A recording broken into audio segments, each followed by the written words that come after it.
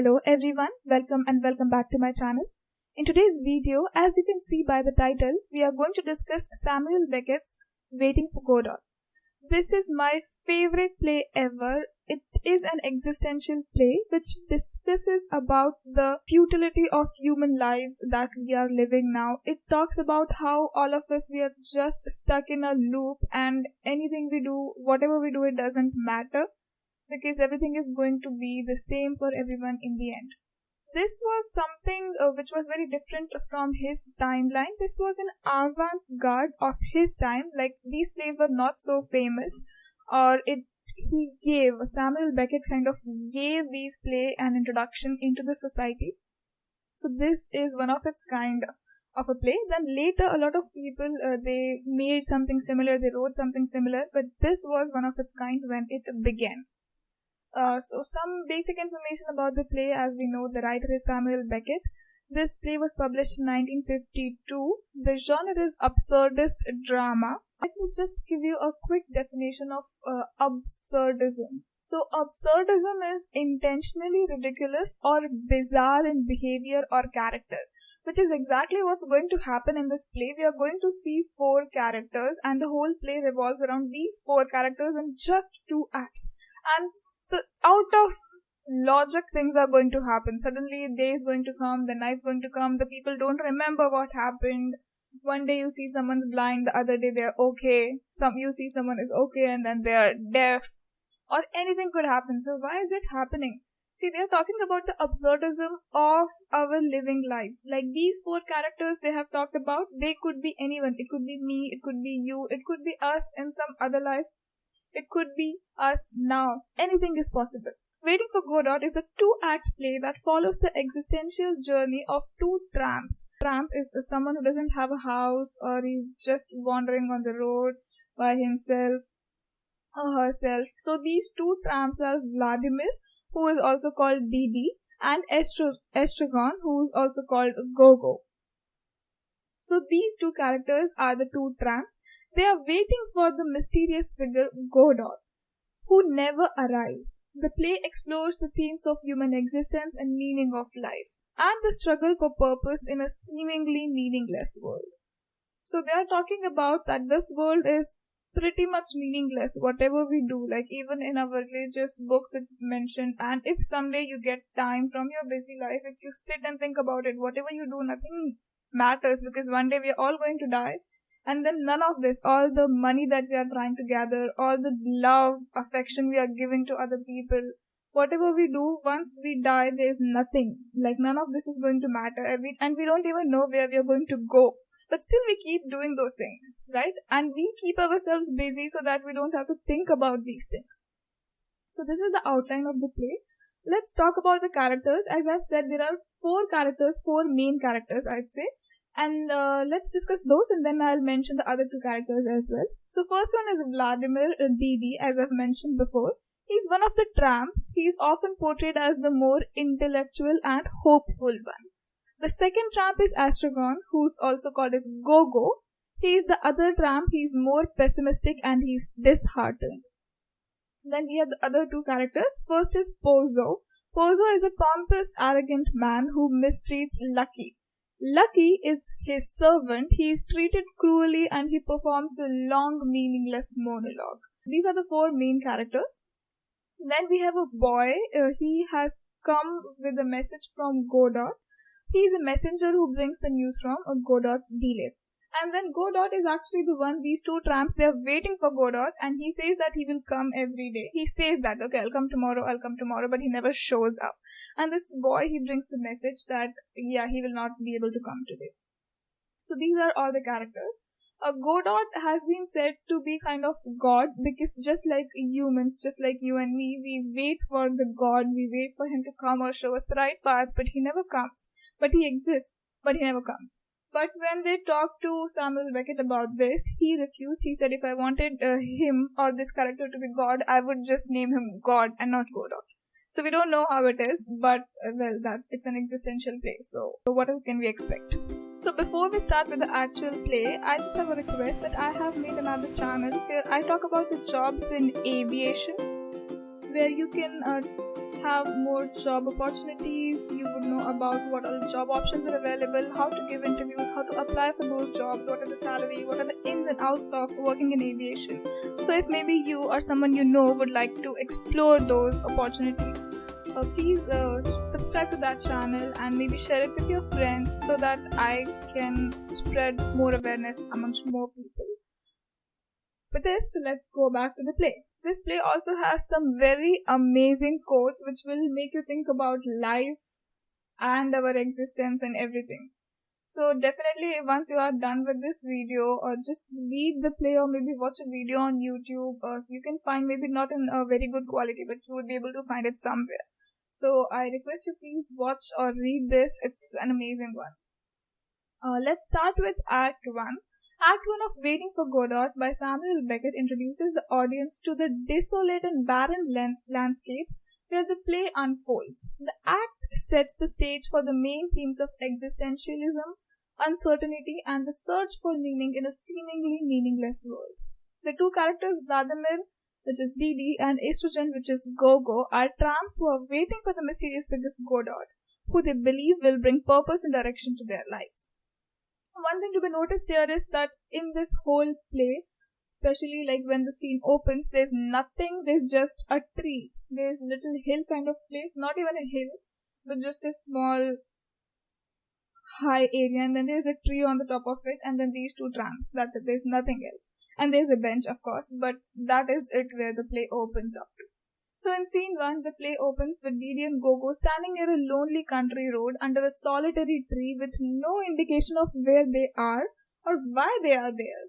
The stage is bleak and empty. It's reflecting the characters' sense of isolation and insignificance. See, everything's empty, just like them, because there's nothing in their mind. They don't know why they're there, what's happening to them. They don't know anything.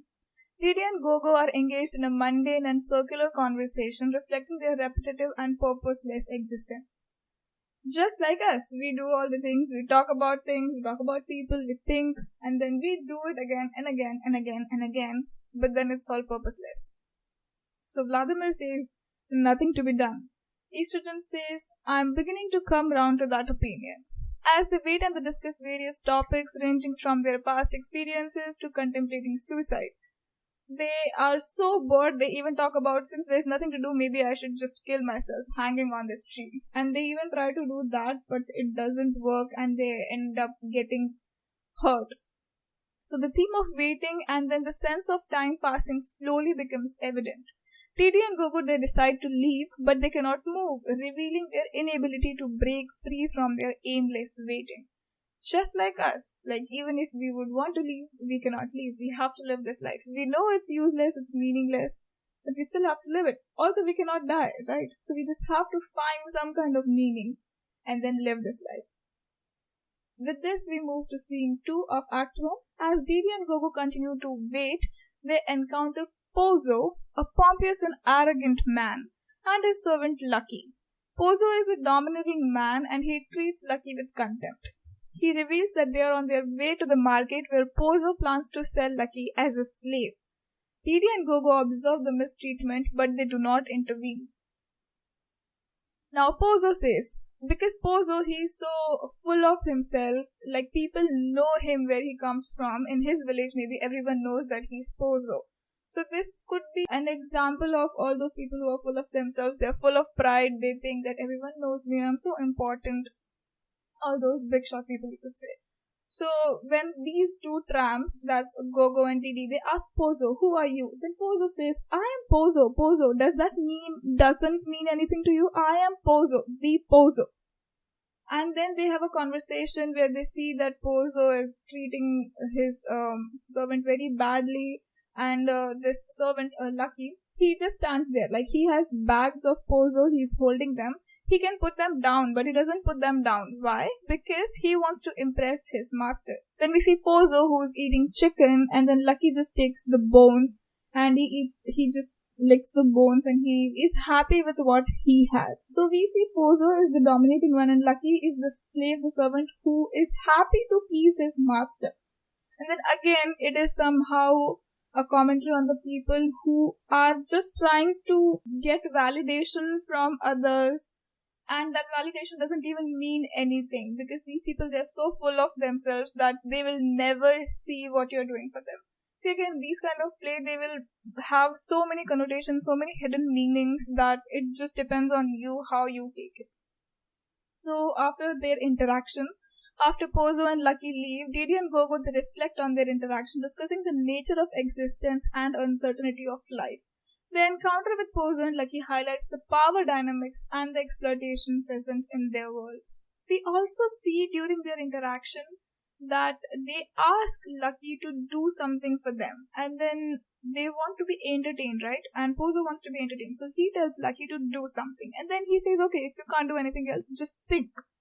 While this thinking happens, they put a hat on Lucky, and then Lucky gives this monotonous monologue, which doesn't make much sense if you see, like in grammar wise or in our life. If you see in today's life, it doesn't make much sense. But if you just break the sentences and then you try to find the meaning of the quotes which he's saying, he's actually talking about the futility of our lives and how we are just repeating every day, thinking that we are gaining this and that I have gained so much money, I have gained so much name, I have gained so much fame, maybe I have got friends, I have got love, I have got relation, all these things. But at the end, you have not gained anything, because when you die, you're going to go all alone by yourself. You'd be there alone.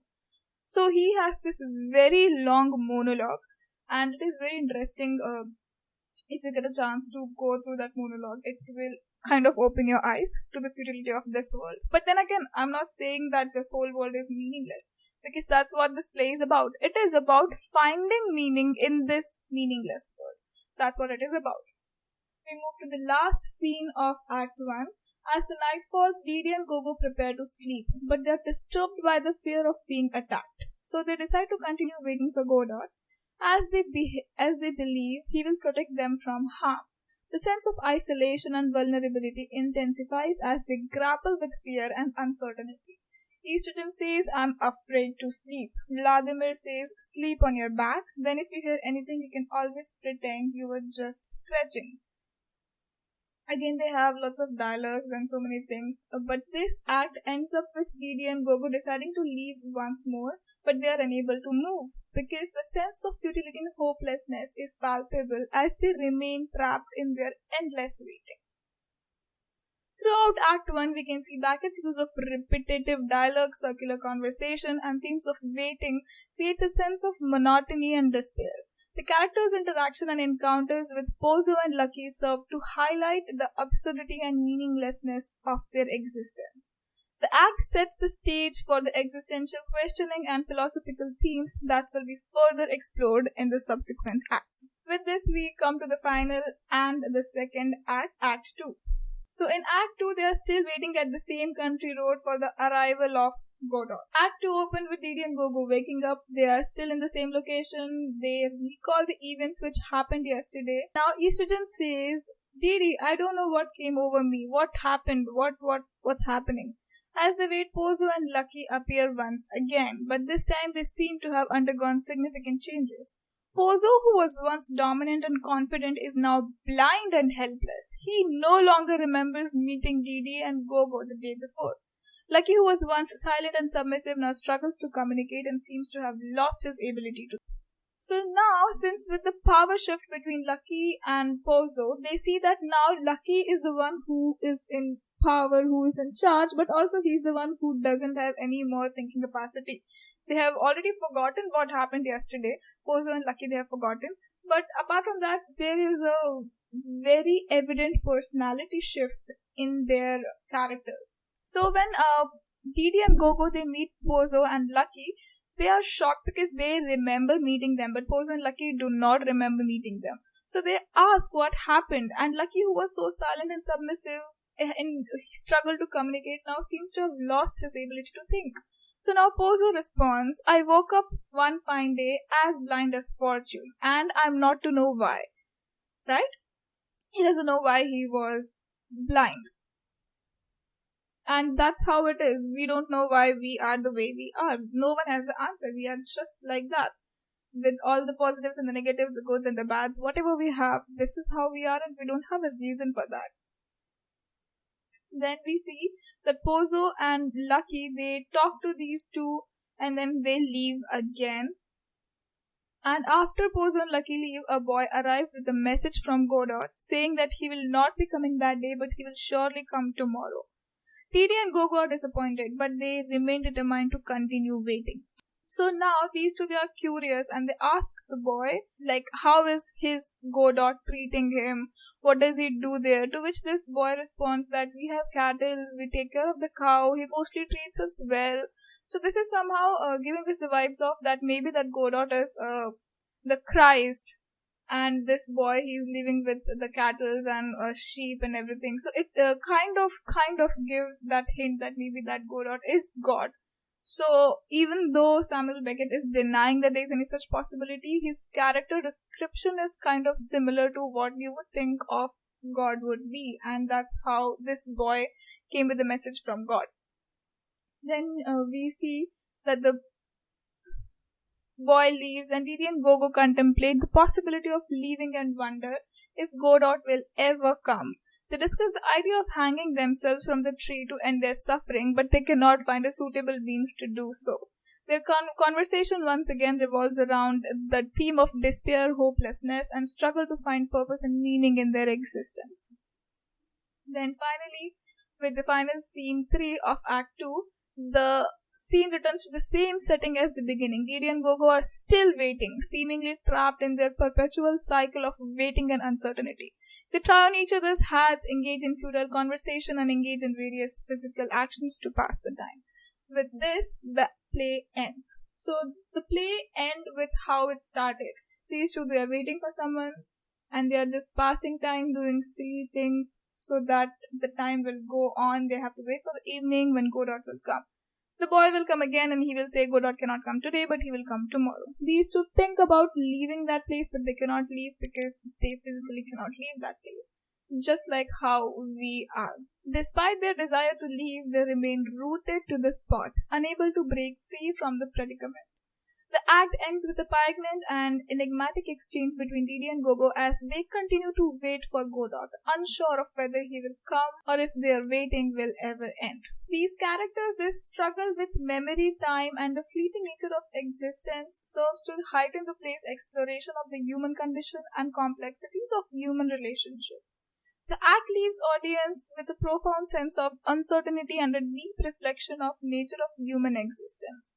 There's something being said about this play that, so this was initially, like, it was started in France, but then when it was taken to America, they advertised it as laughing stock of Europe and this and that. And when people actually went to see this play in America, they did not laugh because they were expecting something funny, something comical. But this is not that kind of comedy. It is absurd comedy, which is, it will maybe make you laugh on certain things, but it is going to make you more mad or sad about the reality of the world.